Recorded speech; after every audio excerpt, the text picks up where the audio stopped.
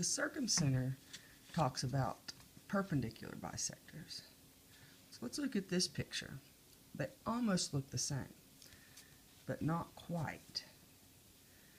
Notice that we have angles that have been bisected, and there's our perpendiculars.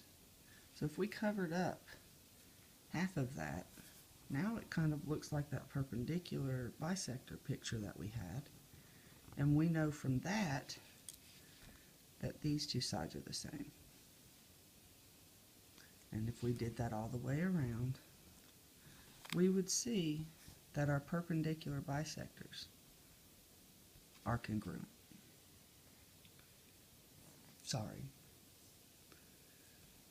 they're not bisectors. They are perpendicular, but we don't know that they bisect yet. We haven't done that part yet. All right. So the angle bisectors of the angles of a triangle intersect at the point called the incenter. So the angle bisectors intersect at this point, whereas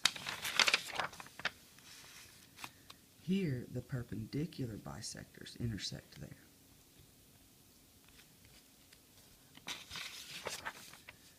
Okay, so the incenter is always equal distance from the sides of the triangle.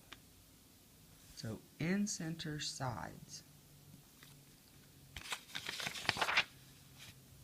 circumcenter angles.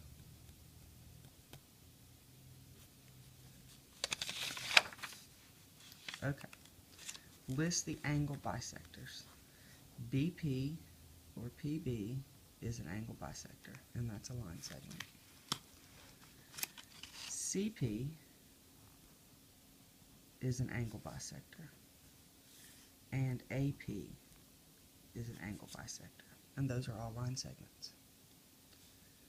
Name the incenter. Well, the incenter is the point in the middle, so that would be point P. And list all congruent segments. Well, we know that from the sides to the middle are congruent. So DP, EP, and FP are all congruent. But we also know if we have congruent and perpendiculars, we know that this side is equal to this side. And we know that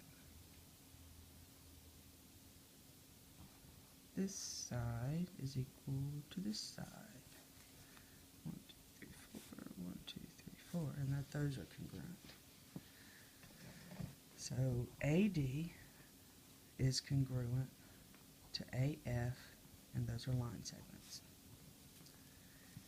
BD is congruent to BE, and those are line segments. And then CE is congruent to CF, and those are line segments. So these two, incenter and circumcenter, can get a little confusing because they look a lot alike. But you have to check out to see whether we have angle bisectors